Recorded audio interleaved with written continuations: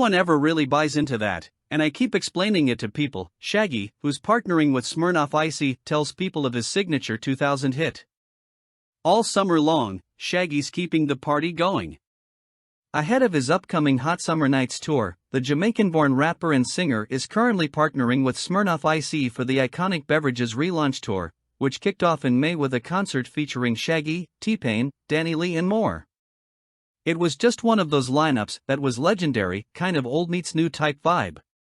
Smirnoff Ice has always been a part of my partying era, the Angel performer, 54, tells people of collaborating with the brand, which continues its relaunch tour throughout the summer. Seeing this wonderful new relaunch that they're doing and the way they're doing it with the cool factor, it was hard not to be a part of it. Over 30 years into his career, Shaggy recently sat down with people to discuss his upcoming tour, the lasting impact of his many hit songs and how fans have long misunderstood the true meaning of "It Wasn't Me." Well, these are all people I personally have worked with before and know. Sean and me, that's my island boy. I've known him for years. It is really great to be on the bill with these wonderful ladies.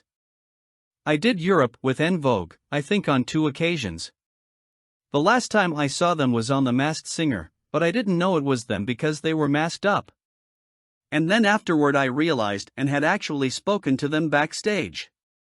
As far as TLC is concerned, I've done like 8 shows last year in America with them, and there was a massive turnout.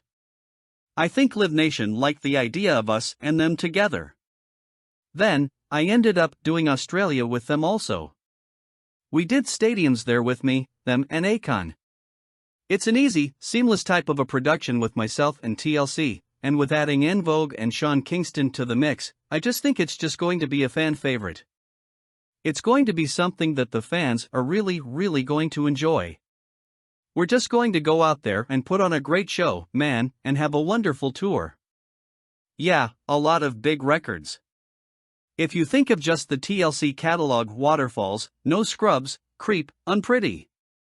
There's a lot of great records they got.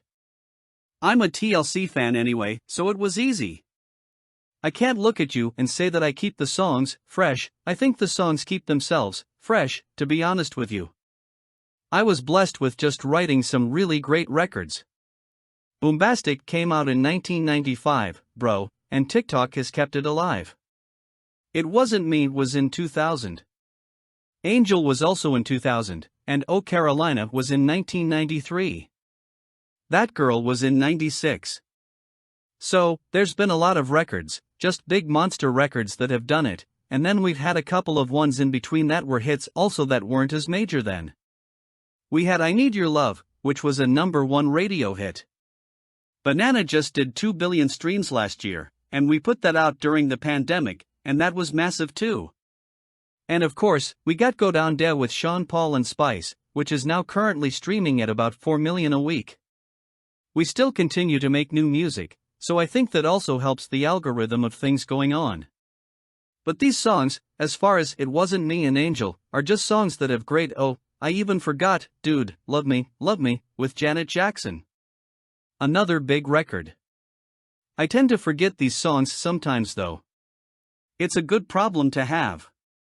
It was a big misconception with that song because that song is not a cheating song. It's an anti-cheating song. It's just that nobody listened to the record to the end. There's a part in the record where it's a conversation between 2 people and you have one guy, which is me at that point, giving that bad advice, like, yo, bro, how could you get caught? Just tell her, it wasn't me, and then at the end, the guy says, I'm going to tell her that I'm sorry for the pain that I've caused.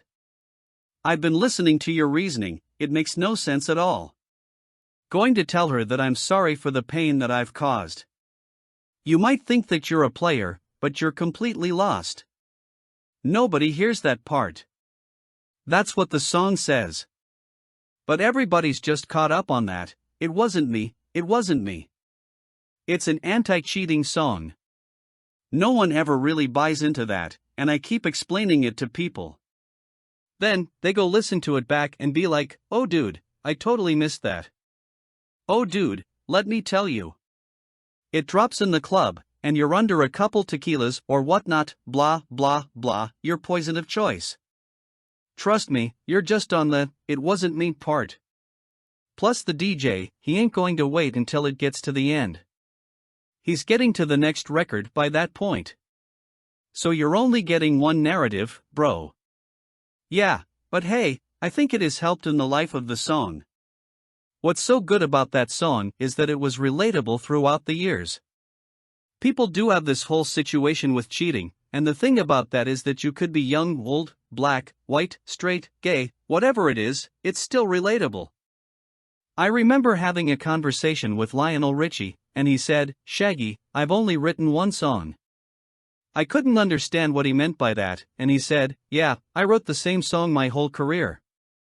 It's called I Love You. I've used it almost in every song."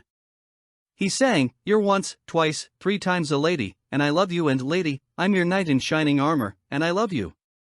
He just sat at the table just naming these songs, and they all have I love you in it. I'm like, dude, how the F you got away with that? And he's like, bro, if it ain't broke, don't fix it. He said, my band, after a while, didn't like all these love songs because we're a funk band. We're brick house and day.